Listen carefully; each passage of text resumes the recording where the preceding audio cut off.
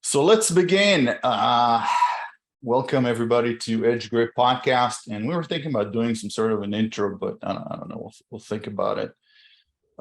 This is episode number, what number is it now? 5. Five. And we have the biggest guest we ever had here. We have Ben Spies. All right. Thanks a lot. Usually I read the bio before I say the name, but I couldn't wait. So your bio is this: you started riding at the age of 5, started racing at the age of 8. In 1994, at the age of 10, you won the YSR championship. Yep. 2000, the age of 16, won the AMA Road Race Horizon Award winner. Yep. 2003 AMA Formula Extreme on Suzuki GSX-R 1000. 2007 AMA Superstock on GSX-R 1000, which is the best bike in the world. Don't tell Nabil. AMA Superbike champion 2006, 7, 8 on a Yoshimura Suzuki, and of course you beat that other guy. I'm not gonna say who. 2009, you jumped to World Superbike and you immediately won World Superbike Rookie of the Year on an R1, which I saw in the Long Beach show. They wouldn't let me sit on it, but I took a bunch of pictures and I was like, yeah. Raced MotoGP 2010 to 12 on a Yamaha, 2013 on a Ducati, scoring 1 pole position, 1 win, and 6 podium. So you won a MotoGP race, right? Am I correct? Yep, no championship, just 1 race. That was it. But, well, you stopped before you could win the championship. We were just talking about you today, and we were like, if he hasn't, had the bad luck that he had in 2013, he would be a MotoGP champion. So you had that ability. You just needed to click with the bike, and you need to get off that Ducati. I mean, we might give him a run. It's tough. Those guys are fast, but it was tough when I was in GP. I will say there were only a few days that I felt at home on the bike, and it was I think people are starting to understand a little bit more the difference. Like when we see Gerloff jump on it compared to a Superbike, it's not so much talent, it's how you ride the bike, front tire to rear tire and squaring up corners versus, mega roll speed. And it's just a huge difference. And again, I only had 3 seasons there. So, kind of learning and stuff like that. And then right when the 1,000 came back, I thought that was kind of our time. Had some bad luck in 2012 and then the injury and all that stuff. So, it's hard to say. I see what Dovi did after, when the Ducati got better, and you kind of, you think you could battle for it or compete, but in the same time, you're not there. So it's just the way it is. But we had a lot of good luck, in the career. So the last kind of year, it did suck that it ended like that for sure. But in the same time, I can't be, upset too much with the prior, success. Yeah. And then the last accolade is the 2022 AMA Motorcycle Hall of Fame. Did it give you an award, or what's? That just happened, I guess. Yeah, a few weeks ago. So I got to fly out to Ohio and get accepted with James Stewart and Kenny Coolbeth and a few people. So no, that's a cool thing. Very excited, and it means a lot. All right. That's well deserved. Yeah, well deserved. What type? Okay, I'm going to jump to the questions. Right, I'm so excited. I can't. Usually it's a regular podcast. I'm getting starstruck and nervous, so I'm just going to do my thing. And what type of influence did Keith Cherry have on your career? And you guys still hang out? Yeah, that's actually my business partner now. So yeah, we a lot. He was my mom's boyfriend at the time, when I got into racing, and got me, first bikes and first street bikes, and just started in parking lots, and was huge in my career. My parents were obviously both supported the racing, but yeah, if it wouldn't have been for him, probably wouldn't have raced motorcycles. So was really big, and he was good enough when I was younger to teach me, you know, the right things and in a good way. And then, you know, about when I was 12 or so, 12 or 13, I kind of graduated past what he knew, you know, and that's when we got a mechanic to come in and started getting some different coaching and stuff like that. But no, huge. I mean, when it came to discipline and riding with a meaning and the right training and all that kind of stuff. I mean, he was a huge thing for my career for sure. Good. Do you have any since Right. you're in Texas, do you have any good hunting stories? I know you like to hunt. Yeah, no, I'm a big hunter. I hunted a lot before racing, and then when I was about 14 till I stopped, I just didn't hunt as much because I was always training in the winter or trying to sleep because I was training and didn't want to duck hunt. But my main hunting that I like is duck hunting and elk hunting with a bow.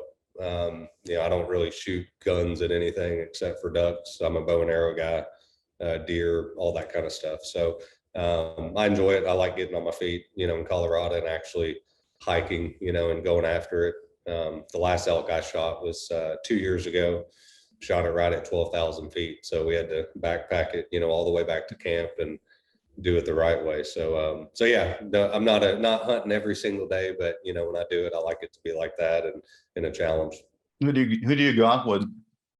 I have a pretty good group. I've got like 7 or 8 buddies that kind of the different types of hunting, you know, they're kind of, a couple of them are more into it. So we kind of do a couple trips like that. But like I said, now I've got a couple girls. So getting up in the morning and not coming home till 10 in the morning, that's kind of, you know, those days are a little bit few and far between. How old are the kids? One is about to be 4 and then one's 6 right now. So they're wide open. You know, like I said, they got Italian blood in them. So it's full like that. That's a handful at that age. Yeah, we're past that, thankfully. Yeah. Do they speak Italian? Yeah, they don't speak Italian great, but they understand 100%. And so when my wife's talking with them, even in the house, she's speaking only Italian, you know. So when they went back to Italy this time, they actually were speaking some, and it made it nice for the grandparents and stuff like that. Where'd you meet her? When I was in Italy, you know, Oh. back in 2010. So yeah, we've been together since then. 12 years for me, long time. Yeah. She watched you race? No. She luckily, I mean, she knew motorcycles, but lived around San Marino. You know, so we like I said, 2010 we met. It's kind of long distance for kind of a year and a half, and then moved her here in 2012, and been together, you know, since then, obviously. That's awesome. So what does she think about the US of A? She likes it a lot. You know, it's funny, you know, on the political meter, because it's kind of, you know, now that she lives here, she sees a lot of things that I think, you know, some of Europe doesn't see. And she likes it. You know, we both like, you know, Europe and Italy. If I could bring 30 or 40% back, you know, I would, and kind of slow America down. But when it comes to raising kids and being able to get what you want whenever you want at any time of the day, basically, I mean, that's America. So it's you know, we're a little bit spoiled, but you know, when it comes to raising kids and, you know, living a life, it's really nice. You know, she likes it. Like I said, there's some things like the food and the culture and kind of the easygoing of the Italian people compared to, you know, how the Americans are, that if we could bring back, we would. But she loves America. Yeah, a lot more go. Yeah, I have a foreign girlfriend too, and don't get me started on the politics. She's Yeah. Russian and all. No, I get it. No, it's funny. It's you can go to 0 to 100 real quick. Yeah. I could have warned you, Nabil. I'm half Russian, Nice. and my girlfriend's from Texas, Oh, wow. Farmers Branch. There you go. So Well, great. I got a motorcycle question for you. Yeah. So you went faster on Willow Springs than any man alive or dead in the 117s unofficially. How did that happen? And can you break down a lap for us? Willow, I mean, that was I gotta remember what year that was. between 6 and 7, I think.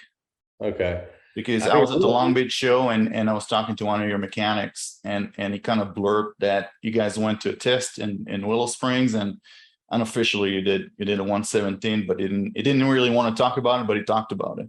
Yeah, I mean, Willow's a track that honestly I don't have a lot of time on. You know, I did a 24-hour back in 2000 when I was 15. I did it with Army of Darkness in a Weir race. So that was kind of the most laps I did there.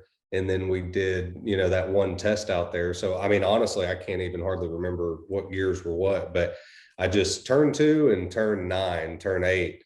You know, on the super bikes, it's just you kind of get lost out there. I mean, it's for me because I didn't have a lot of time out there. And it was one of those like almost a rookie mistake that just trying to go so fast, picking up the throttle too fast in the middle of 2. I was about to drive off the track. You know, I just kept accelerating. I was like, this turn's never going to end. And yeah, so it's a different track for sure. It's really bumpy. It's fast.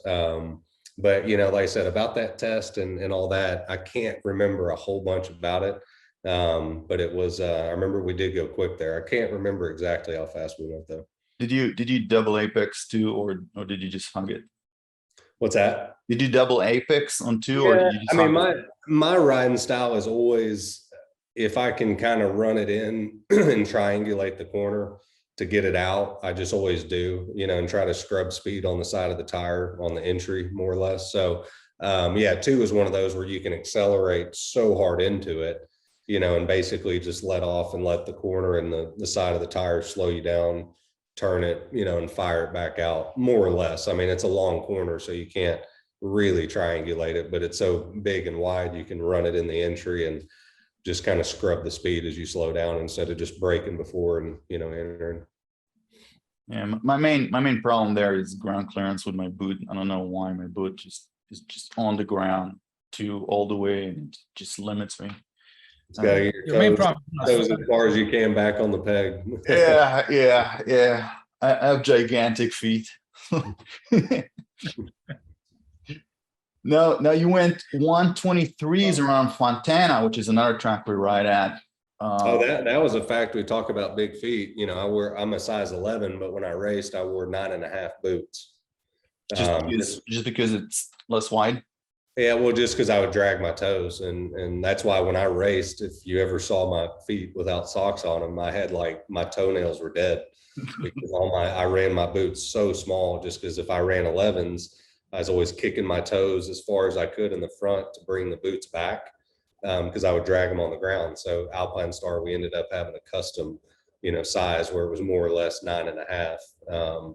Just for race boot, and it was uncomfortable. It hurt, but it was just that was the only way I could ride. I hear you. Size 13 here, so. Oh well. I can't figure out the gear shift. I mean, just you know, trying to figure out above and below, and it's those albatross feet. Yeah. So you're self-interested because we go to that track a lot. What's the secret to Fontana? Yeah, so that's a track that it's not like I love it, you know, but I was for some reason I was pretty quick there. And just, you know, the turn 1 chicane, there's so much speed, there's so much time through the first one all the way till the bus stop left-hander through the apron. You know, it's over 100 mile an hour. So the way I looked at it with all tracks is the faster you can be through the faster section, that's the time. You know, so, you know, turn 1, I would pick up the throttle before the curb, like the curb that's on the banking, you know, I'd pick up the throttle before that so I could help change directions with the bike. And sometimes I wasn't always the fastest just breaking into it, but I would pick up the throttle a lot sooner, make the bike transition through the left, right, left a lot faster. And then also, I think I just was a little bit more comfortable sometimes staying close to the curbs or staying close to the edge of the track. You know, there's a couple pictures and couple turns in general where, you know, if there's no curbing, you know, I would run the tires about 2 inches, you know, from the grass, and I was hanging all the way out, you know, over the grass. So in that corner, which would have been turn 3, by setting it up like that, hanging way over and getting the bike turned, when I make the next right, I'm able to be straight lining back for the left that, was the big acceleration point of that track. So just my line through the left, right, left would make the bike be 10 degrees more stood up through the fast left that you're accelerating coming back into the speedway. So it was basically doing that through the chicane and then doing that through that next section. That first, all through there, I think that was the biggest advantage of the track for sure. What gear were you on when you did that? Turn 3. I think in turn 3 on the Superbike, it probably was first gear, just because they have super long first gears in them. But going through the chicane, I believe it was down 2 gears, down to 4th gear through the chicane. Okay. And then you'd be spinning in 4th all the way around the apron, and then back down to 1st or 2nd. If you're on a super stock bike, it's 2nd. If you're on a Superbike, it's 1st. Taking some notes, that goes for about 10 seconds for me right there. You go back to 1st gear on a super stock bike and it's going to start chattering all the way in there. So that's that was the negatives I didn't like about racing production bikes, is always kind of having to not use 1st gear. 600s you could sometimes, but thousands, it's really tough to go down to 1st gear and not get the bike chattering and all that stuff. So yeah, I would go to 1st gear, turn 9. It's the left one, and it would just wheelie uncontrollably out of it. So I stopped doing that. I just went to 2nd, which is I'm losing speed, but I'm not scaring myself too much. Nice. So speaking of tracks, then what's your US favorite and your world favorite? Or top 2, 3 if Man, that's I mean that people ask me that all the time, and it's it's the animal shapes, right? Which yeah. A T-Rex. That would be good to take it. In America, Laguna, everybody says Laguna because it's cool. I mean, it's got the corkscrew and all that, but I don't know. I mean, I'd probably have to lean a little bit more towards like Road Atlanta or Road America, through the woods and, good elevation. Road Atlanta has just wicked elevation. If y'all have ever ridden that. And then, in the world, Phillip Island's a real special track. Everybody says it for the obvious reasons. But then even, going to a track like Monza for me, I always looked at it like it's just straightaways and it's just really hard braking, chicane, and the parabolica.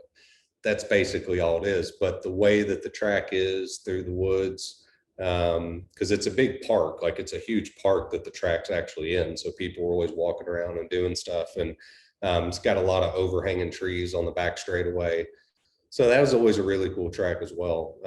So yeah, I would have to say, there, Aston was cool, Phillip Island. When it comes to the world, those are probably my top 3. And then in America, Road Atlanta, Road America, Laguna. It's too hard to do one track. It's tough. So you prefer fast and flowing racetracks over technical racetracks? Yeah, I guess so. I mean, America's a lot of technical tight stuff, hard brake and stop, fired out. I love, the tracks like that. But, when thinking about it, you go to Mugello, tracks like that. It's you have to be able to ride that style just because, the way that we raced in America just doesn't work. The bike settings are different, and just the way that you ride is a lot different. But again, like even Mugello, again, you ride that track, it is unbelievable. So it's always tough to name a track. There's too many good ones. So is it easier to transition from here to Europe or from Europe to here?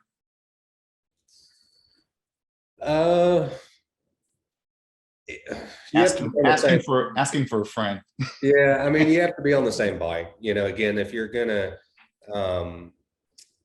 for somebody like I think Garrett, going over racing super bikes, I think that move is probably a little bit easier just because the European guys, when they come over here, the bumpiness of the tracks and some of the safety of the tracks, it kind of spins them out sometimes. So sometimes they just don't push as hard as they're used to pushing because of the what if factor.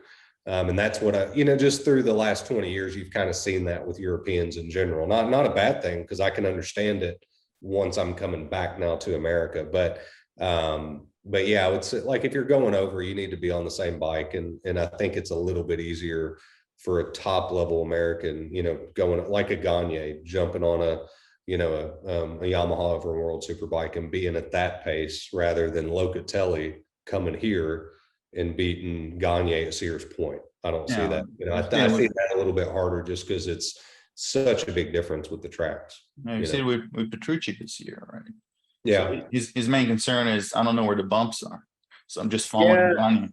Yeah, and he's also fighting some other stuff too. I mean, they're not taking anything away from Gagne, because he's also had his number. I mean, he's been a little bit faster than him everywhere, but he's made a couple mistakes that Danny Lowe's capitalized on, etc. But a lot of people don't talk about the difference with the bikes and the Ducatis on Dunlops, because from my knowledge, there's not many fast Ducatis ever that have been on Dunlops, just because they haven't been racing them in the series for the last 10 years.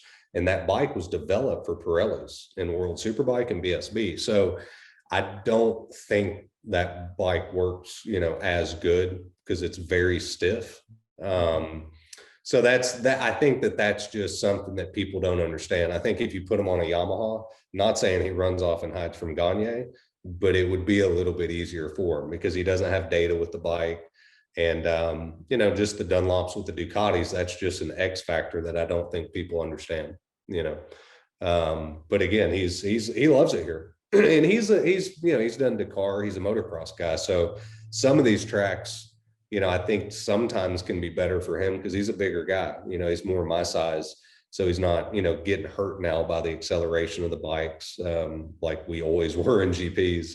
And but I think with him, it's just trying to get the bike to work a little bit better, Yeah, he also came in and he did some things, I think, on his Instagram that he shouldn't have done, and I think he understood it. And I think once, it's a tough situation. I mean, it is. It's I'm not making excuses for him by any means, but I know him pretty well, and he's a very good guy. I just think it was a little bit of a snowball effect when all the stuff happened, starting in Atlanta with kind of the engine thing and some stuff that happened, and then crashing in Virginia, and it just kind of, I think it was a little bit of a snowball effect. But as in now, I think everybody's seeing the true Petrucci, and he loves it over here. They like him, so I hope he stays, and think he will. So. That's good. I mean, over there, it's it's a motorcycle culture, right? And then everybody's you got Rossi that can't even walk down the street, and over here everybody in the sport is just trying to advance it, because to give him credit a little bit. I mean, because you see some comments like, "Oh, go back to MotoGP or World Superbike if you don't like it," and it's kind of, everybody needs to have a little perspective. And it's like, he was a factory Ducati guy. He's done Dakar. He's done all this stuff, and coming to Moto America, it's good for the series. Obviously, him coming, it's a little bit of a step, down for him, respectfully, but it is. And I think just trying to, grasp everything with a couple bad things that happened that were a little bit out of his control. Like I said, it's just something that kind of built up and went the way it did. But now, like I said, I think it's completely turned, and everybody kind of sees, who he is for sure. Yeah, would love to have him here for, as long as he wants to stay here and race and live here. I mean, almost everybody that came over here, Hector Barbara and everybody else, they just love it here, and they call it home now. And the sport is better for it. Yeah, the racing and the paddock and the Elias. I mean, it's awesome here. I mean, a lot of people love it. It's just trying, they're building it back to where it was, and they actually are doing a good job the last, kind of 3-4 years for sure. So it's good to see, and just like I said, trying to get it back to that level, and then things can be easier, for everybody. But to do that, we kind of need the factories to get a bit more involved as well. Yeah, it's tough. I heard Suzuki are not going to be making the Gixxer anymore because it's not Euro 5 compliant. So who knows? It might be going into race bikes only that are not street legal. Who knows? I mean. Yeah, but that's I mean, also, that's and what that's the the catch-22 to that is that's going to help the youth, Yeah. advance. Sport. Yeah. Yeah. Once you go and you separate that, the sport from riding on the street, and it's easier to make a sport out of it. Yeah. Mhm. Well, that's an important point, actually, that we rarely talk about. What are your thoughts on what's happening with the motorcycle industry, like in general, in the US? I know there's this ongoing thing, like, we've raised a bunch of kids that are a little too protected, and we don't want to put them on motorcycles, and that hurt the industry, and nobody's buying bikes. And Well, where do you see that's not the motorcycle industry. That's just America in general, as in like trying to keep everybody safe and doing all that stuff because yeah, when I was 14, I was riding a 600. When I was 15, I was riding a 750 and 1000. I wasn't racing them, but when I was 15 years old, I was riding a GSXR 1000. And when I was 17 for attack, I was riding a 200 horsepower Formula Extreme motorcycle when I was 17. So, and that's what Nicky Hayden did. That's what Curtis did. That's what John Hopkins did. That's what, everybody did that kind of grew up in the earlier years. So, like I said, it's kind of hard because there's not as many places to go, in as many teams and opportunities. So you kind of get stuck in that way. Because for me, like if you're 15, 16 years old and you're on the gas and you're on a 600, then you should be off a 600 when you're 18, not when you're 22, 23. You need to be on a 1000 when you're 19, if 18, if you're a really good rider. So it's, there's things like that, but again, it's more the opportunity of teams that aren't there to do that. So it's kind of, it's difficult, but like I said, the America in general, that's kind of keeping your kids safe and doing all that stuff. The motorcycling industry in America, I just don't think they've had as many choices, to kind of do what they were doing 20 years ago or 15 years ago. So I think that's a little bit more of it, but in the same time, you have to look at, how are we going to develop the kids to be competitive with less opportunity? And the only way that's going to happen is riding race motorcycles with race geometry that are teaching you grip and teaching you corner speed. When you're riding, again, this isn't a knock on anything, but if riding a Ninja 400 compared to a Moto2 bike in development skills, the Ninja 400 does nothing hardly. If you're talking about wanting to go race in Europe, if you want to race in that class and be competitive, then that's fine. But I've said this for years now, and I know this is a fact. I mean, if you can take the 10 best American riders, and if they're riding XR80s and XR100s, and then you put them on a plane and you give them CR80s and CR125s, they can't ride them. They don't know that the level of the bike is so much higher than what they've been on, even though they've been maximizing that motorcycle. The other bar is up here, and all the kids in Asia and Europe are at that bar, so that's the only thing if we ever talk about making the kids and the youth in America being able to compete with Moto2 and all those things, that's what we're missing, in that regard. But again, it's opportunities, and now there's a talent cup in North America. So, I think it's the tracks, it's people know what they're looking at, but that's the way I see it. I also see it as a snowball that's moving in the wrong direction. I think that a lot of young racers, they're second and third generation racers. I mean, if someone just wants to race and their parents don't understand racing, they're not racers, that's not going to happen, right? They're not going to put 10 grand on a race motorcycle for them.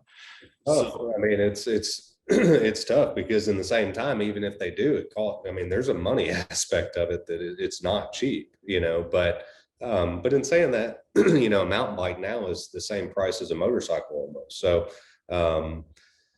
again, we have to figure that out. But I think that a lot of it just is kind of how America's changed in the last 10 years in general. That's been the biggest effect, on everything. But yeah.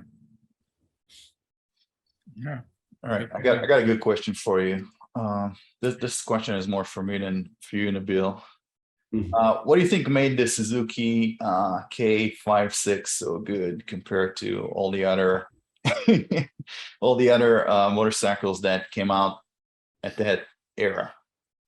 I mean, me and Matt were riding those bikes, so the bikes were good. But that was kind of, I mean, that was a large part of it, just because, and it's not, patting myself on the back, but it's me and him were, fighting each other, and all we did was try to make that bike as good as we could, and it was. I think other bikes and other manufacturers, they kind of, it's the Suzuki. It's because it's a better bike. It was because of the work we put in, and there's no doubt about that. I mean, in qualifying and practice, someone like Roger Hayden would even attest to this. Like, if it was a slow lap in practice, I was a second off our fast times. They could be another factory guy, a couple of them in practice, kind of slowing down, looking around. I would pass them, and I wouldn't be looking back to seeing if they're latching on to me and following. I wouldn't care. It was just about getting everything out, of that time, of that session, to go back and look at data and do the best we could, at the bike. So we started with that. And the Suzuki was a good motorcycle, there's no doubt. But what we did in 03 to 08 with that much development, we worked with Japan a lot. The bikes were we were getting everything out of them. And again, like I said, there was a lot of people that it was just like, oh, it was Suzuki traction control, and it was just the Suzuki. And then until they all got TCs and the results didn't change.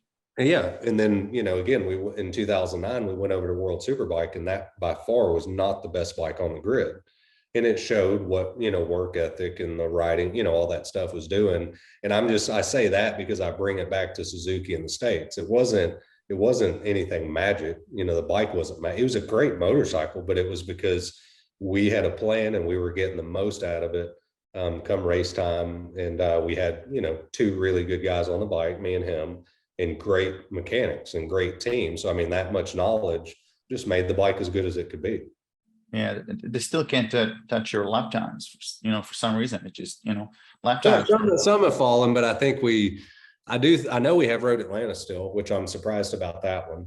Petrucci got kind of close to it, but it's pretty insane, right? With a 20-year-old, is it 15-year-old? Yeah, it was 2000, said it in 2008. So and they still can't touch those. Yeah, but sometimes you also got to factor in, the tracks deteriorate some. I don't know how good the tires are now they're running. I mean, it's a Dunlop spec tire, and they're not competing with everybody. So it just, back when I was riding them, there were some people racing them in World Superbike, I think. And even in GP, there was a couple, Dunlops out there. So, the tires could have been better back then, who knows, but I'm not buying that one. I doubt it. I was laughing because every podcast, that question comes from Gal, because he owns a Suzuki. It's like, what is the best bike in the world, and why is it the Suzuki? I mean, it's, I liked I liked my 09 Yamaha. I mean, it didn't change directions for anything. It was heavy. It had a really short wheelbase, so it wheelied a lot. And it did a lot of stoppies going into the corners on the brakes, but the turn in and where I knew the front tire was, that's what I had with that bike. The Suzuki was a better all-around package, but the front end of the Yamaha, I knew I could put it right there, and I knew I could make the rear end good enough to ride it out. I mean, the rear is a lot easier to ride than the front. So as soon as I felt that with the front, that was what we had with that bike. And it had decent top speed, but it just didn't have good acceleration. So if I came out in second gear, kind of mid-range onto a straightaway, we would get killed. If it was third gear, like Phillip Island, where it's dumping you on with momentum, we had one of the faster bikes up top, so it was just it had some weaknesses to it. There's no doubt. But again, like me and Tom were just talking about it a couple nights ago. And, if we went back in 09 and we had our 08 Suzuki, would have been a lot different. Would have been a lot different. But I do like the Yamaha too. I mean, I loved riding it. It was a great motorcycle. I was going to say the road bike was not that great.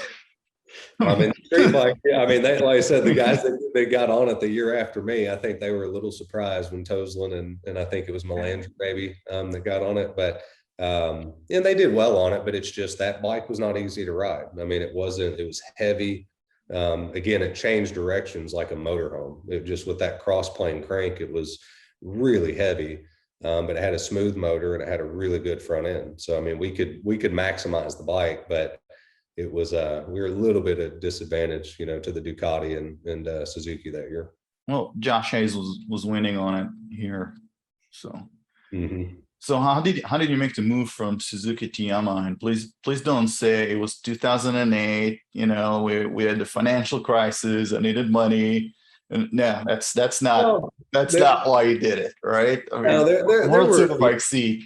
There were a few things. I mean, I wanted to go, you know, straight to Suzuki GP, and I had done the GPs and you know, qualified 5th in the dry at Indy, and I think we finished 6th in the rain.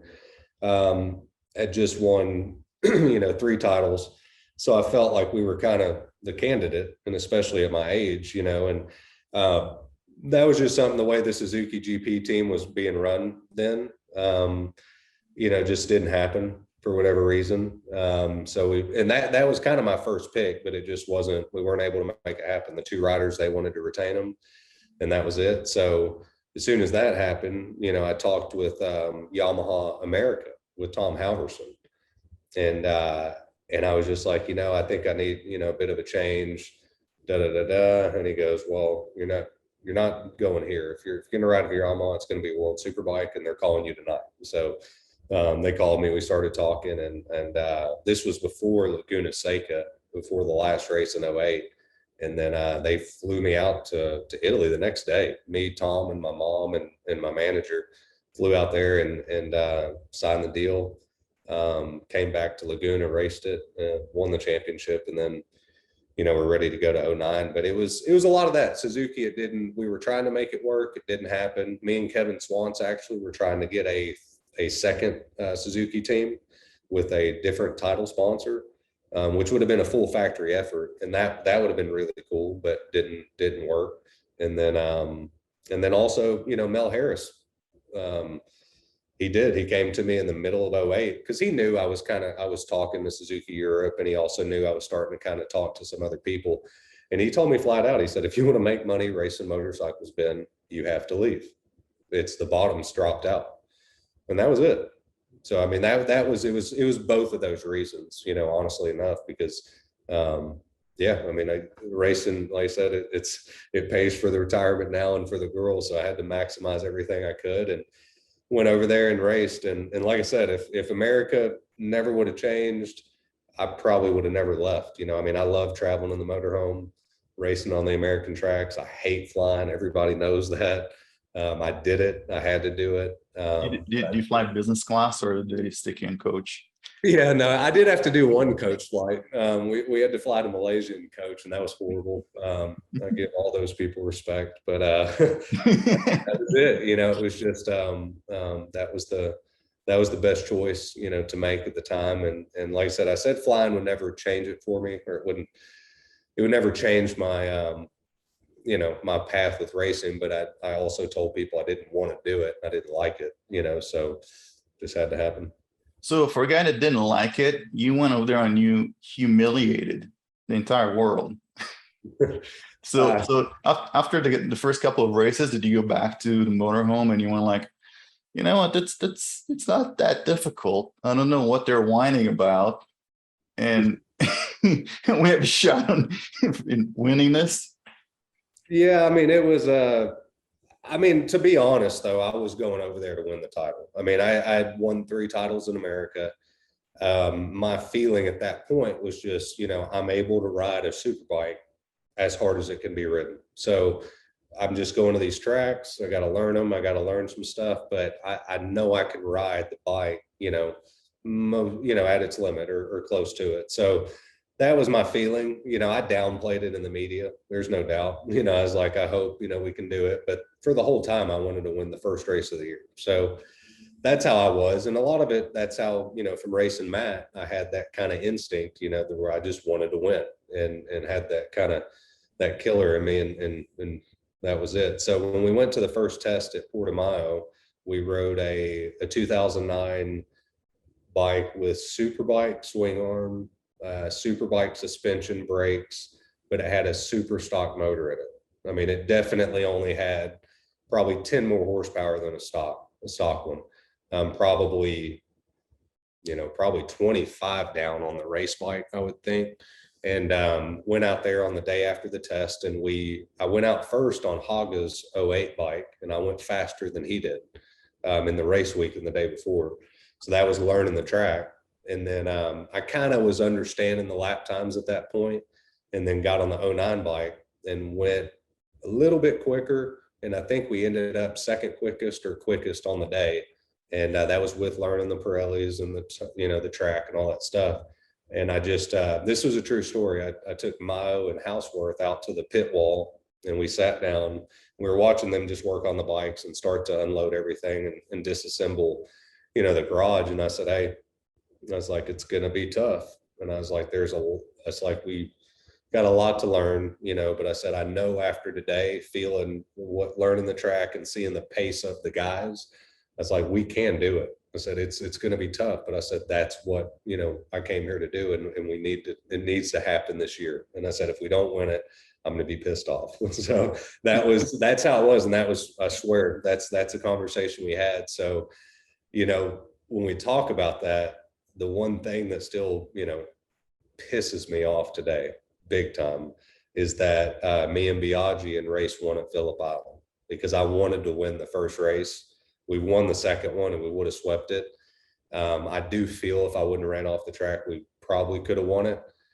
So yeah, that bugs me even now, because I wanted to come in and sweep the thing and do it, but we didn't make it happen. Made the championship happen, and I got to say, the guys, they were all welcoming, even though I was the rookie coming in that kind of, set everything on fire a little bit. Everybody was awesome. I mean, the paddock, it was kind of more of an AMA paddock. Like everybody, had fun. We would have drinks, Sunday night together, me, Johnny Ray, Haga, Fabrizio, not as much, but it was good. I mean, I had a blast. And MotoGP is old business, but World Superbike. It's gotten better. I mean, from when I was there till about 5 years ago, it was pretty, cutthroat. A lot of the media wanted you to start wars with people. The riders with power did stuff, behind the scenes, there's no doubt. But now, when it's became just kind of more even, it's, you can see the younger guys, they're enjoying it more. They're having a lot more fun. I think Jack Miller is getting them all drunk. Yeah. Sometimes they're a little bit too huggy for me, but they're having fun, which is nice to see, because I know from like 2004 to about 2015, 16, MotoGP was a different element. Everybody will tell you that, if you walk into the crowd or the paddock, it was just, a little bit stiff, and everybody's kind of sizing each other up. Or World Superbike and AMA was never like that. So, I mean, those were the favorite series for those, types of reasons. Yeah, and it's better longevity also. I mean, if you like what you do, if you're in MotoGP and there's all this pressure of, we got to win and we got to hide it from the other guy, right? Even if it's a teammate, right? It's not enjoyable. Yeah. So tell us a little bit more about this transition from World Superbike to MotoGP. I mean, that's a whole different world, right? Yeah. It's tough. I mean, I lost a little bit of weight. AMA Superbike, I raced around 165. And then when I went to 09 and Superbike, a little more straightaways, a little slower bike, I kind of got down to 160, was really lean, at that weight. And then when I went to GP, I had to lose more weight, just because I was just too big, and had to do the whole muscle atrophy over the winter and taste the metal in my mouth. And that was not fun, but got down to about 152, 153, and that was me, 5'11". But I was just a lot bigger boned, than most of those guys as well, wider shoulders. Like Rossi's my height, but he was 140 pounds. So I was giving up 15 pounds to him, even though I was physically leaner, had less fat than he did, but it was just, that's the way it was. Yeah, it's not healthy. Yeah, no, I mean, it's not, but it's, it's short term, and it's just, that's the way it is. It's sport. So it's not always, healthy when you're competing, I guess, if you want to say that. But, for the other guys like Casey and Jorge, their weight, their size, it's easy. They can have the muscle mass and be 140 pounds and make it all work. Where even, me at 155, it's one of those things that, yes, I mean, I can go through a chicane a little bit better, than say Danny. When the bike gets upset, like if you're kind of like what happened with him and Nikki, the rear tire comes off the ground and it kind of gets out to the side, and you have to let off the brake, let it come down. That jolt, I could hold on to that stuff a lot better than say Danny could. But on the flip side was, tire management was horrible for me. Even though when I was good with it on super bikes, I was just heavier. So I was having to roll through the corner a lot more heat in the tire, pick up the throttle sooner for a better drive, or trying to, get my drive closer to someone like Danny at Indy, coming on the straightaway. So you're using more tire, you're, using more fuel, and you don't slow down as good. If everything's good on the brakes, how many more kilos do I got to stop than the other guys? And nobody they just don't think about that type of stuff. And then in the same time with MotoGP, there's 20 liters or 21 liters of fuel limit. When you have a fuel limit like that, it probably at least 50% of the tracks, you can't run the bike at full power. With me, just because of the weight, you'd either start the race in an auto lean mode or it would finish like that, but you would rarely ever be able to run full throttle the whole race where other riders could. So, I mean, it's just, it's one of those things that on a super bike, not as much because the grip level's lower. But when the grip level, gets up higher, those things are affected. And it shows also when they put more downforce, like with the bikes now, the passing's just kind of starting to go away some. So, that's the deal with GP bikes. It's things like that. And then a super bike where, you can go into a corner, brake really deep, kind of almost flat track the bike and stop it, square it up out of the corner. The GP bike is kind of, I guess the best analogy is like riding a dirt bike that you're locked into a rut, or like a bobsled track where you get the thing stopped straight, with the corner, you let off the brake and you drop your head in and just throw it in, and you use that momentum, and you create force with the tire laterally. And that's where you get the grip out of the tires with GP bikes, where with super bikes, it's a lot more squaring it up and drive out. You don't have all that grip on the edge. So you kind of, you brake with the bike more up and down, you pivot it in the middle of the corner so you can pick it back up on the drive out. Or with the GP bike, you just let the front brake off and you're building speed through the corner for the drive. So it's just a completely different way to ride the bike, and they feel completely different, but it's also how you ride them different. So when someone like Gerloff gets on it, or even Toprak, on his first try, I talked to him after, and I know, he told me what I already knew. And it's just like, you can't ride the bikes the same. And I told him, I said, hey, be careful going in the corner doing your rolling stoppies like that. That bike will high side you going in because they're just so stiff.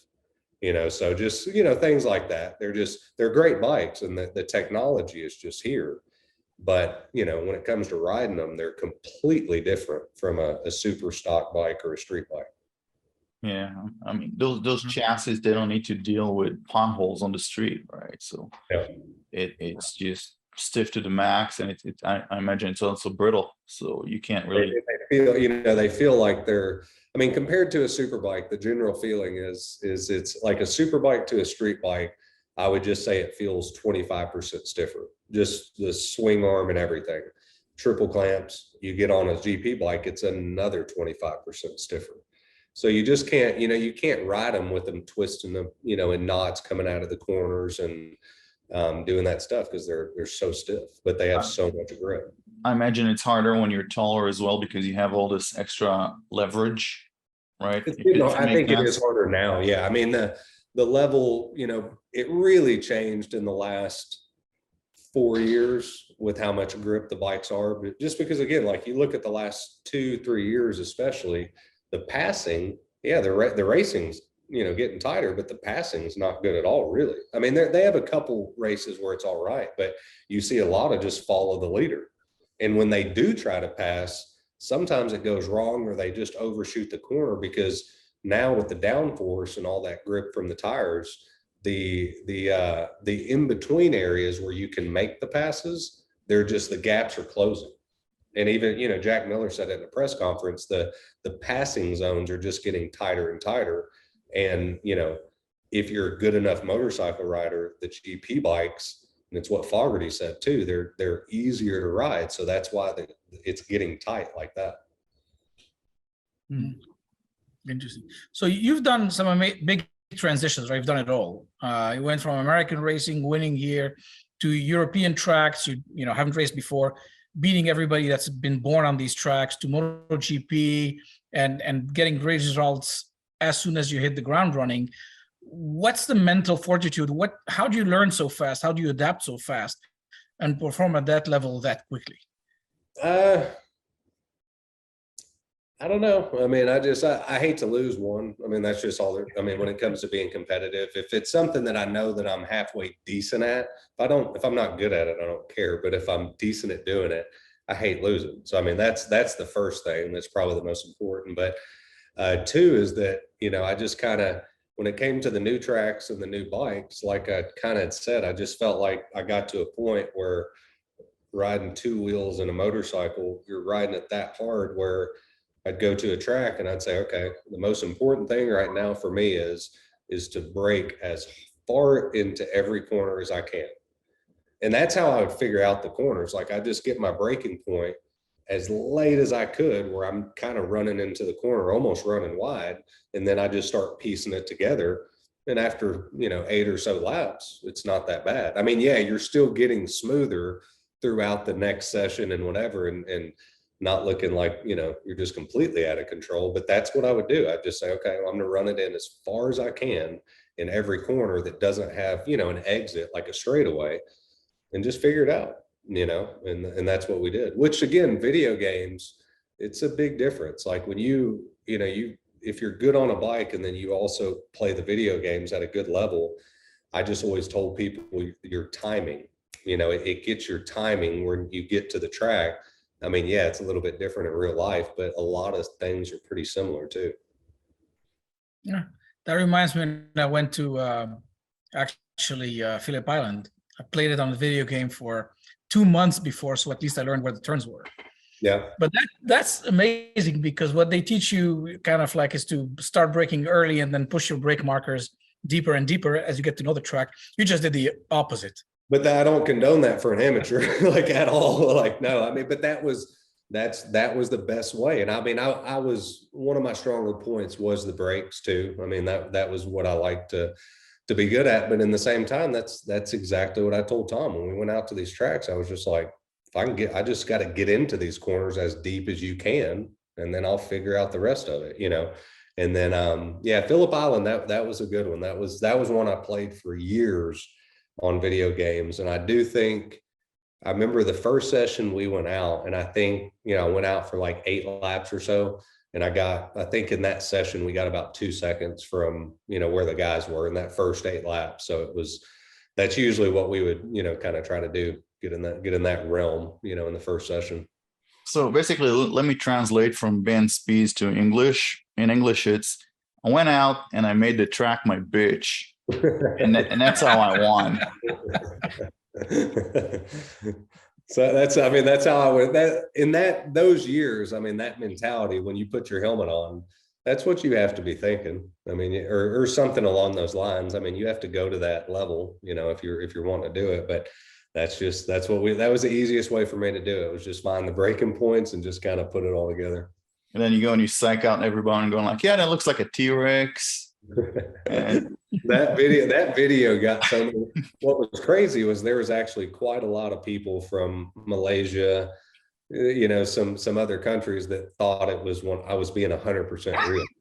And I was like, oh man, that's why they're not winning. So I got a question about that. Which track reminds you of which animal, right? So which track would be the chupacabra and which track's going to be the fluffy bunny? Oh my God. Chupacabra. Which one? I think I did call one. Which one did I called? I don't remember. Yeah, I can't remember. That was funny.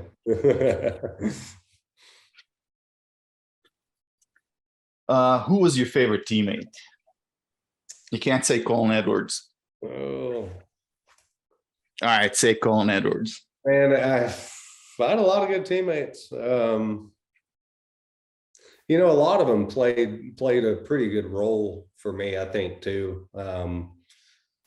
Just developing, you know, as a rider, Jason Pridmore did, you know, when I was at Attack. He was obviously the older guy then, and yeah, didn't win that year, but it just learned a lot from him.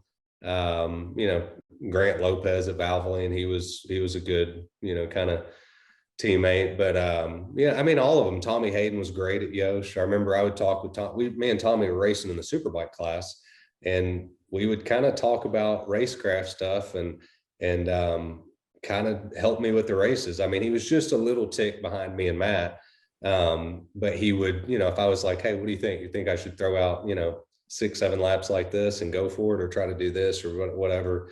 And Tommy, we would talk a lot about it, you know, and he would he's like, you know what you're doing, you know, and just kind of, you know, backing me up, things like that. But a lot of good teammates. I mean, Colin was awesome. Yeah, it's hard to pick a favorite one. I mean, Colin's a great dude. Being from Texas, I mean, it was pretty fun being a teammate with him, because he was my hero, you know, growing up, and one of my couple heroes. So being able to be teammates with him in MotoGP, 2 Texans on a French team, I don't know how that ever happened, but we had fun, and it was a fun year.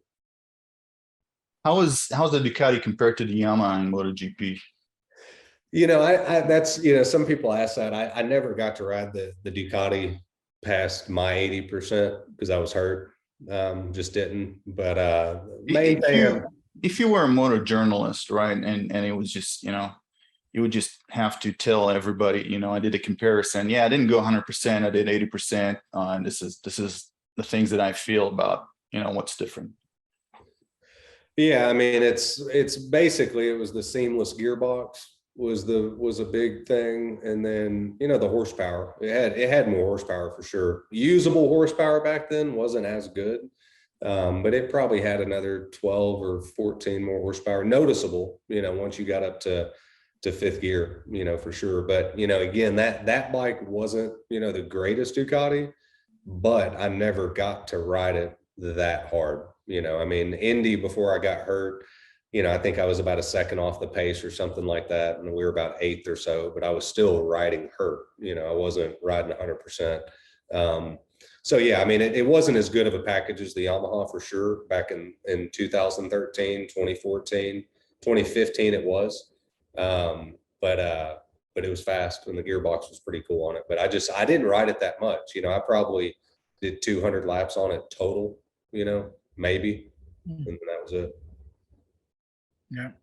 So you've been either teammates or in the paddock with, you know, all the big MotoGP names.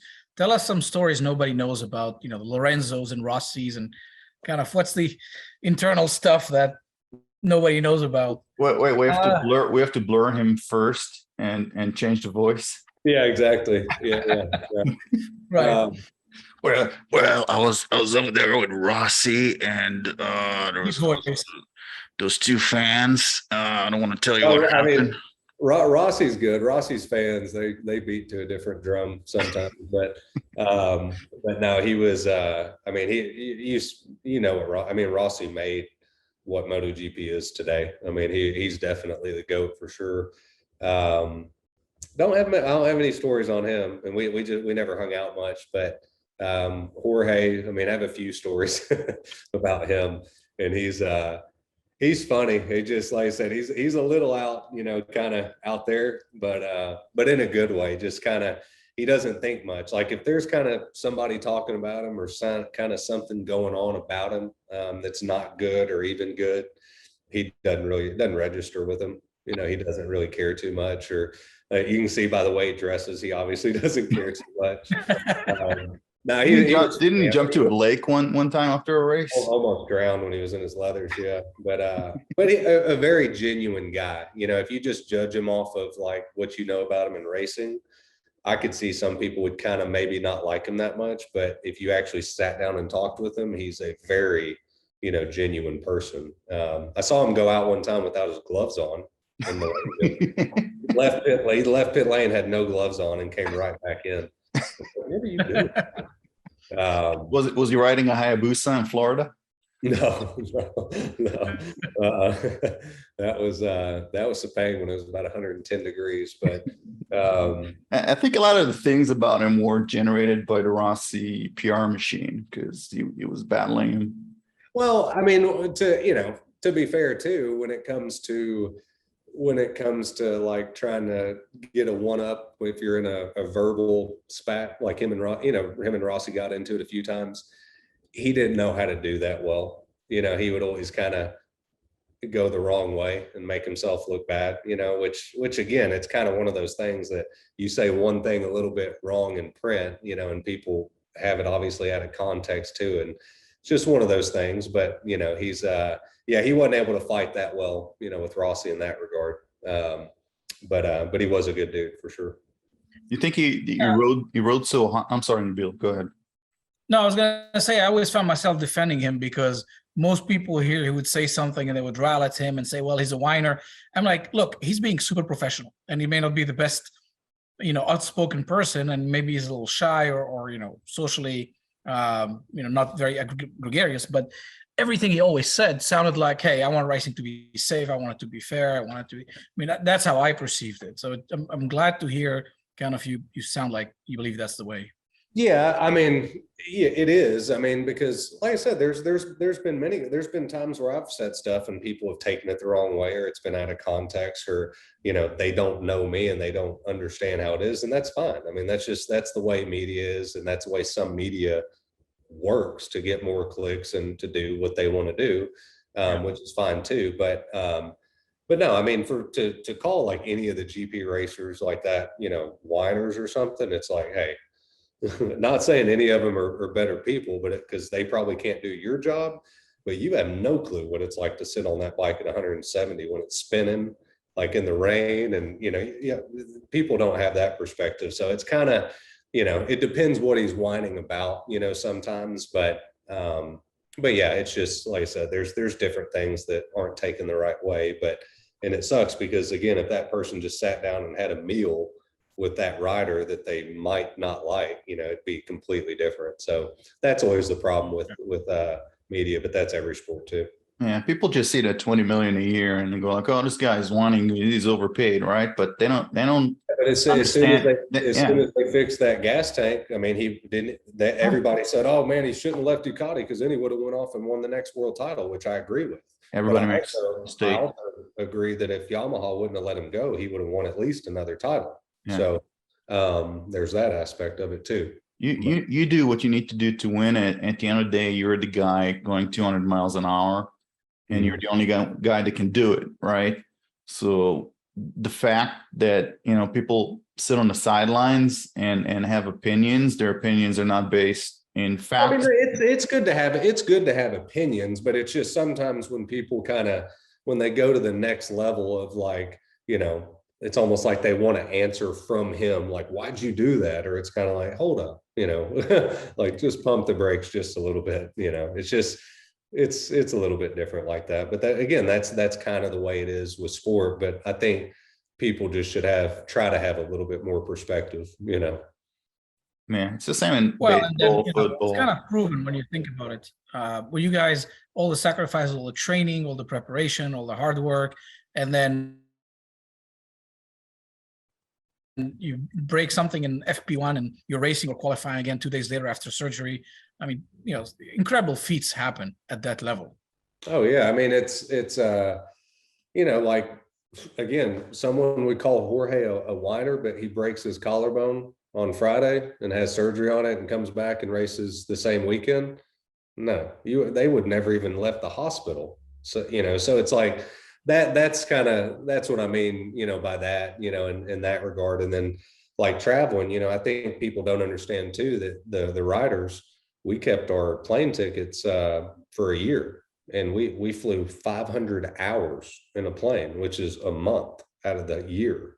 So if you take that out, and then your airport time, and then you're still training and you're still doing all this stuff, and then you show up to a race and you have food poisoning and you miss a day, and then you see, somebody, oh, he's just got a little bit of stomach bug and he's not getting on the bike. It's like, you have no clue what's going on. And I'm not, not saying it's all fairy tales and stuff like this. It's a great lifestyle too, but there's a lot of it that's work that people don't see. It's flying in Wednesday on an international flight for meetings Thursday, Friday, Saturday, Sunday, flying out Monday morning with not much rest. And it's kind of like, oh, he's over in France doing this. And it's great. Not going to trade it, but it's work. It's getting better now with that new MotoGP show on Amazon. What's it called? I forgot what it's called. Oh yeah, it's kind of like that F1 thing that they did. Yeah. They really show almost everything. Yeah, it's just to say something for the guys in general. It's just all the guys at the top level. Your top 14, 15 guys. It's they are working their asses off when it comes to training and. Just all that. They're putting in so much more work than Friday, Saturday, Sunday. That's the easy work, Right. So speaking of other racers and accused of whining, Stoner and Ducati and the lactose intolerance thing. What was that about? You were around at that time, no? Oh no, he's got lactose intolerant. There's no doubt. We eat dinner, he's eating these pills, and I saw him battling, a couple times, and that's what's again, it's in the same time, Casey, getting in the battles with Rossi. There's nobody that ever beat Rossi with those verbal battles, and he's good at it, but he's also, has the power behind him too.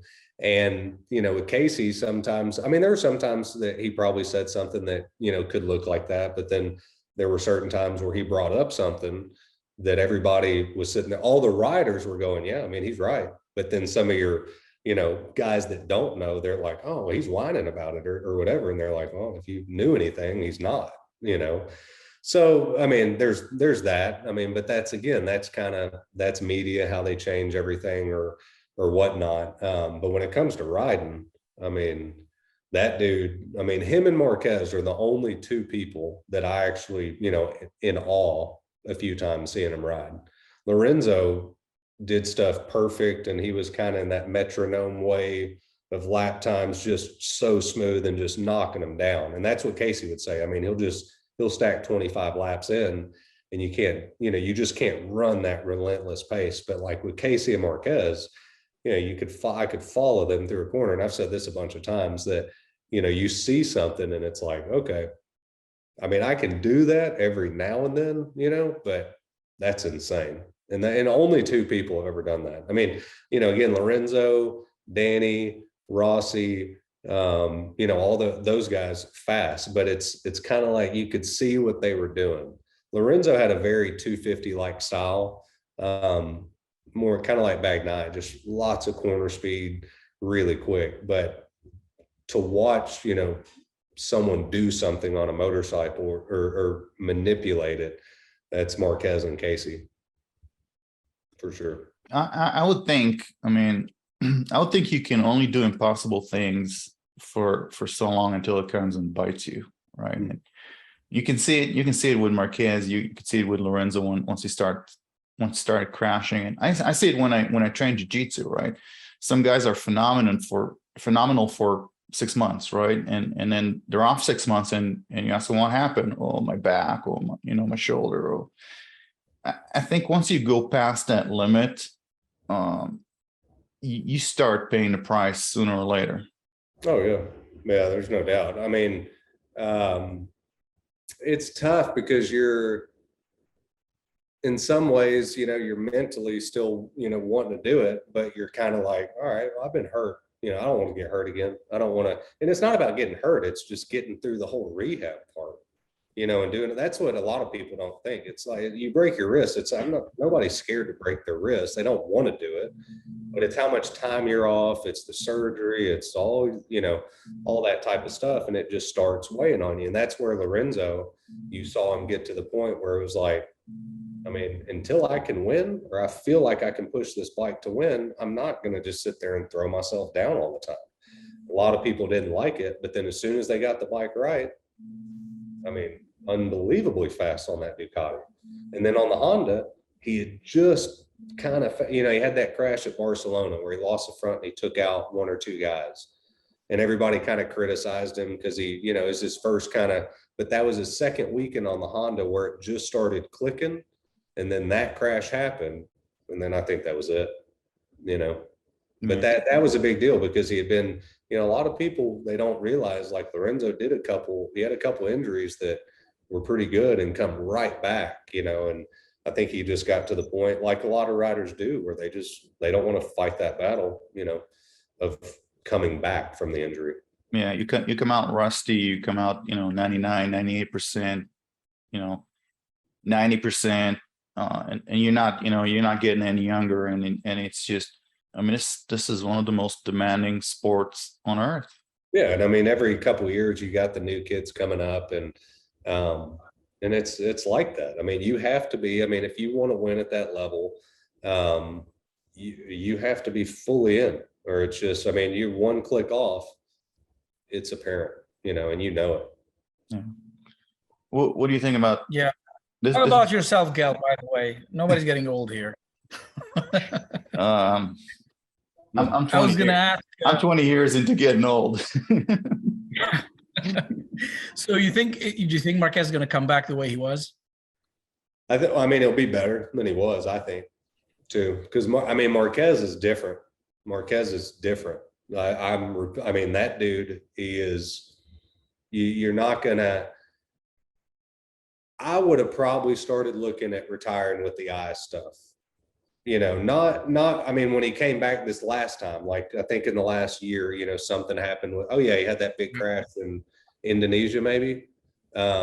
Anyway, so huge crash there, and then messed his eyes up. I would have probably, with the kind of money he's got, done what he's done, the injuries he's had with his arm and his eyes, I probably would have started looking at it. But I know, Marquez a little bit, and I know a lot of people that know him, and that dude is on a different level. I mean, he really is. So, I mean, what I say to that is that, yes, I mean, physically, he will come back. I mean, they knew at Qatar this year that he was going to have the surgery. Like his crew, they knew that he was going to have this surgery. So it wasn't a big shock. And, finally, he just made the call with the Honda not being a very good motorcycle right now to get his arm fixed, and get it done the right way. And I think now he's got that assurance that he's putting all the rehab in and all that stuff, but it's not going to be as bad as it was. It might not be 100%. Yeah, it's not going to be 100% because he's been injured and it's never 100% real. So he's going to have something, but I do think last year was way worse than physically he'll be next year. But the question mark is the Honda. I mean, since starting 2018, that bike has definitely not been the best bike on the grid, not even by far. And now it's the worst bike on the grid. So, a lot of 2015, 17 was Marquez kind of just making that little bit of a difference. And then from what I've seen and kind of talking with people too, 2018 up, they've been just struggling really bad with the front end. And then the last year and a half, the electronics, I know that they're struggling with, just watching, a couple of things, what the bike's doing, all that. That crash he had in I think it's Indonesia, is the one where he hit his head, that giant one he had. That crash, when he crashed, he was not on throttle and he wasn't on the brake and the tires were hot. So for me, the electronics gave him too much, they freed up the rear wheel too much because it might have been backing in, and it just went around and high-sided him because he went through the corner before and he was spinning it on the throttle. Tires were hot. He's up at pace. Then he goes into a corner and he chops the throttle, has no brake on, and the rear end comes around. That should not have happened. I mean, if he wasn't going to make the corner, he should have just ran wide, not have the rear end come around like that. That's an electronic thing. So I know that Honda, they need to make some differences. The bike is not good. I mean, you can see Taka, you can see everybody. I mean, there's nobody, you put Bagnaia on that Honda, he's not in the top 5 on that bike, no way. I mean, because the front end's junk on it. So they got to make that bike better for Marquez to do what he needs to be doing. You know, if you start talking about Marquez on a Ducati the last 4 years, it's a completely different subject. I don't understand what's stopping them. They sell more motorcycles than everybody else on the grid. And I think he's, you know, with Repsol and Honda, and, you know, I think that might be a life deal. You know, it's just hard to say how they have it, but either way, the Honda needs to get better, because that bike is, I would say it's the worst bike on the grid right now. And I mean, from 2018, the Yamaha, Ducati, and Suzuki were better. The Aprilia was just slow, but it handled better. So if I was Marquez, like in 2019, I think he would have done better on the Aprilia. it could be engineers. It could be they're lacking engineers, because you see what they're doing in World Superbike. They're trying so hard and they're not, you know, they're not even on the pace. And you said, so what they did with Batista. No, it's safe to say that right now the Honda is the worst bike on the grid, by far. I mean, there's like, you can't, the Suzuki, Ducati, Yamaha, Aprilia, I mean, the KTM, it's kind of hit or miss on certain tracks. But I mean, that Honda is not good right now. So hopefully they get it better, and hopefully he comes back okay. And if he does, I think you'll see 100% out of Marquez. But in saying that, you know, you've got 2 to 3 new guys now that are there that are fast. They can beat him, you know, heads up. So I'm not going to say he's going to come back and dominate by any means. Even if you put him on the Ducati, you know, I don't think he dominates, but I think he can. I think he'll win another title. Yes, for sure. Do you think he's going to jump ship to Ducati, or is he Honda for life? I think with what he's went through now, I mean, if he was going to do it, I think he would have done it personally, but we'll see. Do you think Ducati will win a world championship in our lifetime? Oh yeah. In our lifetime. No, I mean, it's, you know, I am a Yamaha guy, but I do see a lot in you're a Suzuki guy that did a few seasons on Yamaha. You're a Suzuki guy. If they wanted to work together, we would, but they don't. So okay. So anyway, I think Ducati, yes, because I see a lot in Pecco. I see a lot in Quartararo. Everybody does. I mean, he's made the difference. But I do think his style, you know, suits the Yamaha a lot. Kind of like Jorge did a little bit. But no, I see Pecco. I mean, I see Pecco winning titles, multiple titles on a Ducati. Wow. Didn't he just win the Race of Champions? What's that? He just won Race of Champions, right? Yeah. But that Ducati World Week. That was a fun race, though. I think they're just popping wheelies and stuff. But I mean, if you look at what he's done since that San Marino GP that he lost the front when he hit the tear off from Miller, that's when it all clicked for him on. And it's been really apparent. And the thing that sucks is Ducati kind of a little bit messed his season up with the way they did their development stuff and testing. And they even said it, you know, and he even said it. You could see the first 5 rounds, he wasn't like he ended the season or where he is now. So they messed up on their testing plan in the winter that started their season off slower. There's no doubt they owned up to it.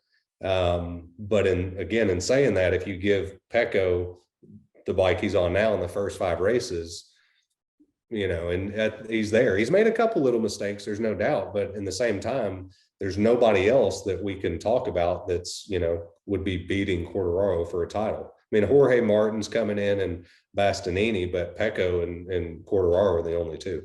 Do you think Quartararo is running out of talent right now? Is that what it is? I mean, I think it's I think the bike's got to get better, you know, and I think it's not really a knock at Yamaha per se on their bike. It's a little bit more of the Japanese philosophy, and that's with the wings. You know, it's clear that Ducati and KTM, Aprilia, especially Ducati, they invested in the downforce and an aero, and it's paid off. I mean, they had the aero in different ways, from wheelie, you know, to downforce. Now they're doing it on the side of the bike to pull it down. Where Yamaha, you can see their progression with wings. And a lot of it is just kind of a little bit of the Japanese kind of mentality on how they go about stuff, which isn't bad, but it's not as aggressive. And that's why they're further back. So, but in the same time, I think they take away wings in the next couple of years, just like they did 800s, and everybody spent a lot of money for nothing. So, because it is going to ruin racing, there's no doubt. So they're going to have to go backwards. So that's where you'll see another kind of shift to it. But I think that's where Yamaha suffered the most, is not, if they put in $1 million towards aero, then it's a completely different last 2 years. And I think that if they would have done it a little earlier, Rossi might have had another, good season or two. Not that he shouldn't have retired when he did, or 2 years prior, but the 2 years before he retired, I think, would have been a little better for him. Yeah, maybe 3. The last 2 years I saw, you could see a change in, like, just from him on a short straightaway to hitting the brakes. It just wasn't as crisp or as fast. Unbelievable for being his age, doing what he was doing. But the last 2 years, you could see, he lost that aggressiveness, or that kind of that hurry up, and a lot too, that crash that happened at Red Bull Ring too. That was pretty wicked, but I think you could just see it, that he just he's older, and he started riding the bike, not like a 20-year-old is riding. Yeah, I think it was there because Yamaha and MotoGP probably asked him to, because people came to see him. Mm-hmm. And at the end, people came to see him come in almost last. And and now you see the attendance too, and there's a big shift, big change. Yeah. So how about Aprilia? Is a heartwarming story, right? They came from nowhere, worked with Aleix, got the bike all the way to winning races. You think they got a chance? That's because I helped them to build. I developed the bike for them. Yeah, Fontana. They do. They've worked well together. It's been interesting to see Aleix, because I raced against him, and he's put in his work to get up there. I didn't know if he had the talent to be right at the front end, but he's been working, the past years, and working with Aprilia, not giving up, and you can only pat him on the back now. He's been. He did a lot with Suzuki, and he's done a lot with Aprilia. Honda needs to hire him. That's what they need to do.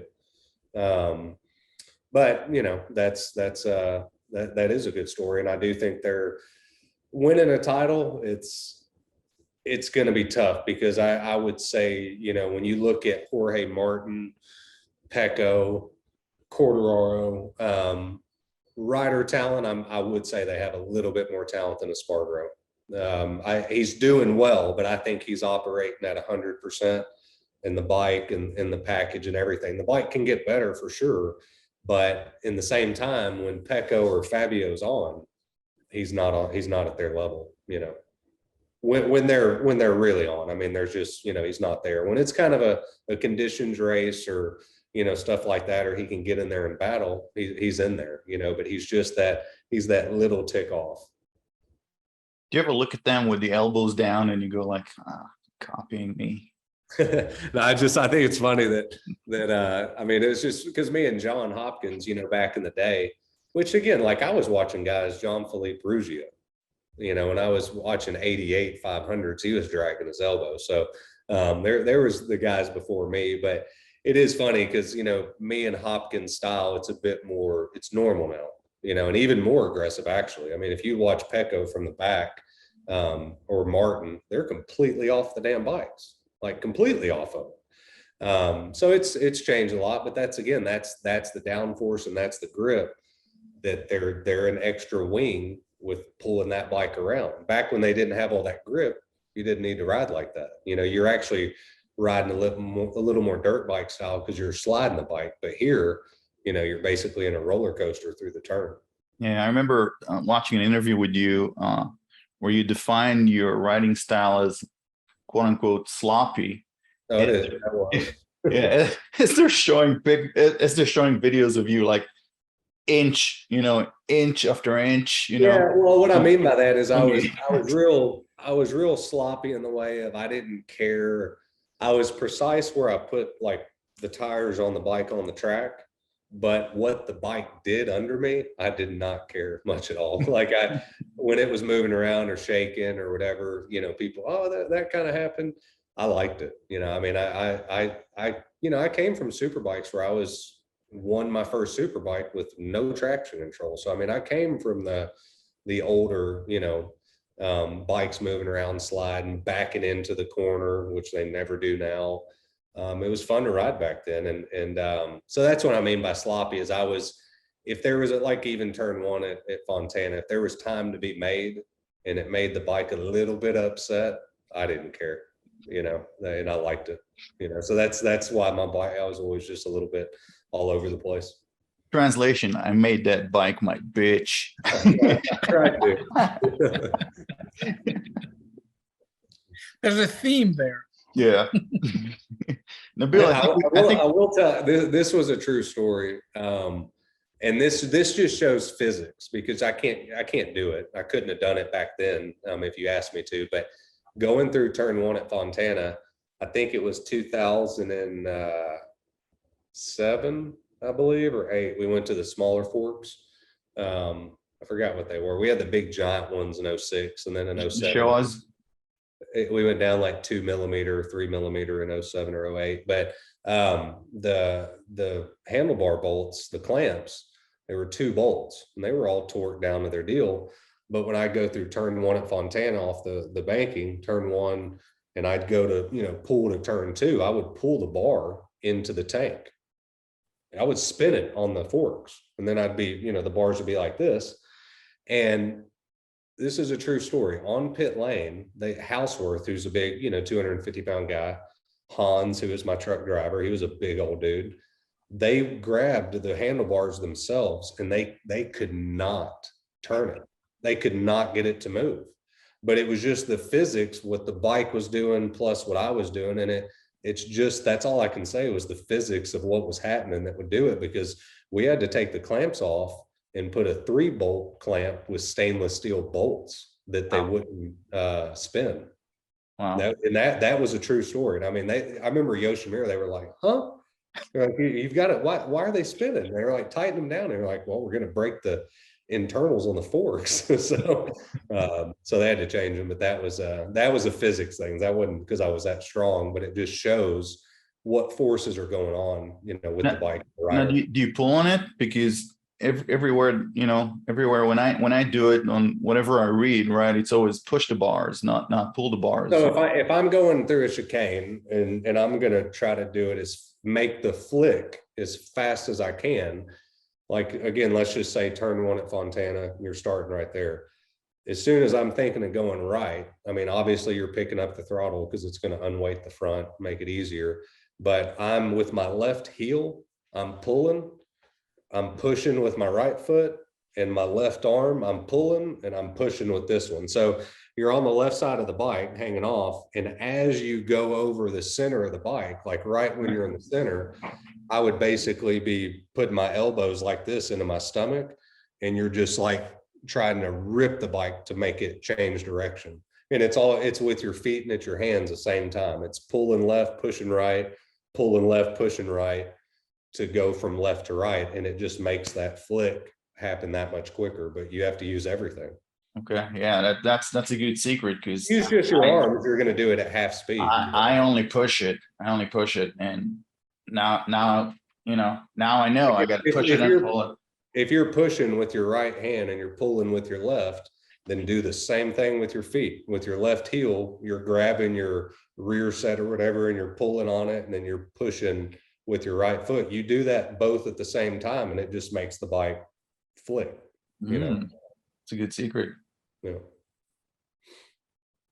Now you learn more notes. All right.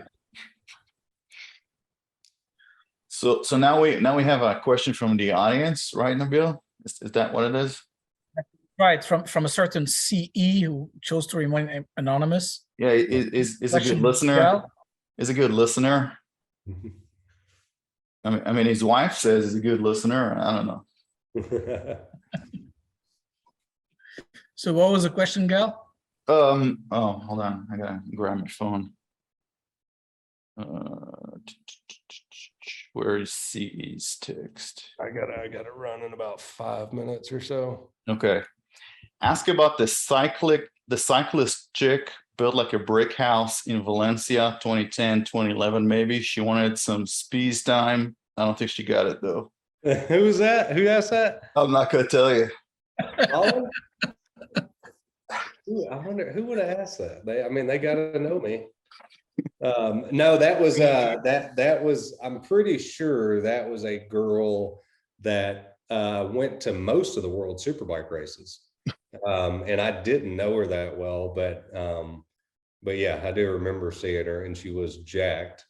Yeah, I think she was trying to get in somewhere.